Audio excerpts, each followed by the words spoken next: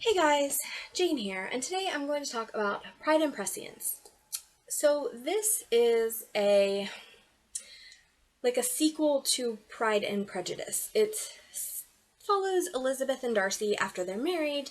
They are visiting Bingley, and his sister announces that she is about to be married also. If you remember from the original Pride and Prejudice, Bingley's sister had been interested in Darcy and shortly afterwards insists that she get married very quickly. She marries a guy who seems like a decent fellow, and Elizabeth and Darcy hang around to kind of meet him and to spend Christmas with everybody. Strange things start to happen, including the carriage, like a problem with the carriage. One of the wheels comes off. There's a fire in the house. All kinds of crazy stuff starts happening. And Elizabeth and Darcy are kind of trying to figure out what is happening. Are these things accidents? Is somebody sabotaging things? What is going on?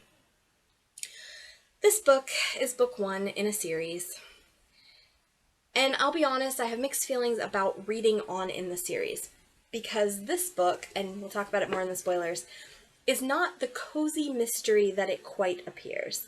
There is some interesting things that this book does that the cover does not indicate. I did love the end of this mystery. It was ironic and amazing and hilarious, but also not what I was expecting from the cover of this book. So just be warned if you go into this book or this series that it may not be quite what you expect. The other thing I will tell you is I read about this series to see what was going on with this thing. We'll talk about in spoilers. And apparently it's only a thing for a couple books and then they get over it. So I was like, okay, I like the thing, but I feel like if you're going to do a thing like this, you got to keep doing the thing. So yeah, I will say before I go on to what the thing is, Darcy and Elizabeth were hilarious in this. This was a good mystery. As far as mysteries go, I enjoyed it. I didn't expect the ending, partly, again, because of it's not what I would expect for a cozy mystery, which is fine. So I didn't expect it. I was completely shocked by the ending. They do give hints and lead up to it, but I was very surprised. But I enjoyed this very, very much.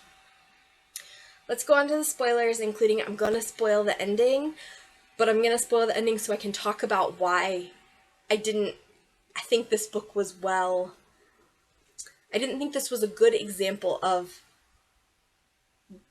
what this book was presented as versus what it is.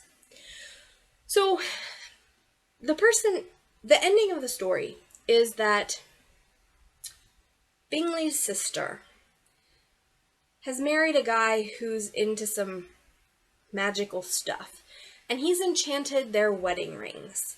And basically, he's been turning her into a zombie to make her go do this stuff, to loosen the wheel and set the fire and all the crazy shit that's happening. That would be the magic wedding rings. And it's kind of amazing because he's like, you swore in our wedding vows to obey me. And so I guess that's how the whole spell was cast, because now she's got to obey him and be basically a little zombie from everything that he tells her to do with the wedding ring. I was not at all prepared for that based on the cover of this book. This book looks like any typical cozy mystery, and I didn't really see anything to indicate a paranormal element. Now, not only do we have our answer as enchanted magical wedding rings that turn the bride into a zombie, basically, not a real zombie, but like close. But we also have Elizabeth being a psychic, which apparently is only important in the first couple books in the series, which I thought was so strange. Like, I'm fine with Elizabeth being a psychic, but none of that was stuff I thought I was getting when I picked up this book. So Elizabeth is a psychic, and the answer is magical, enchanted wedding rings. And it's crazy because there's a lot of things that I thought could be going on. I thought hypnosis I thought drugs, because obviously Bingley's sister is having issues. Like, she's acting weird, she seems sick, so I'm thinking drugs or hypnosis. And I'm not sure why I'm okay with drugs and hypnosis in a cozy mystery, but magic wedding rings, not so much. And again, I didn't hate it. I really actually enjoyed it. I gave it a 4 out of 5, but it just didn't seem like we were going to have magic wedding rings as the answer the way this book is packaged. So, worth the read. I enjoyed it. Was very, very shocked by what it ended up being, though. Alright, guys, have you read it? Have you read the other books in the series? I guess that's a better question. Have you read the other books in the series? Are they good? Because I've read some reviews and it says that after about the second or third book, the magic parts and the psychic thing go away, and it's just like a mystery series. And here's the thing, like, that's what I thought I was getting into to begin with. And I liked this. I thought this was really well done. It just shocked me, the magical elements. So will I like if I continue on? Will there be more magical elements? And I feel like after you introduce the magical elements, those need to kind of stay there. So I'm really just curious how this series goes. I would love to hear if you've read it, kind of your thoughts. So feel free to comment below, like, subscribe, my social media is below. Also, I'm an author. I have books basically on all the typical book sites that you would buy books, so feel free to pick up one of my books.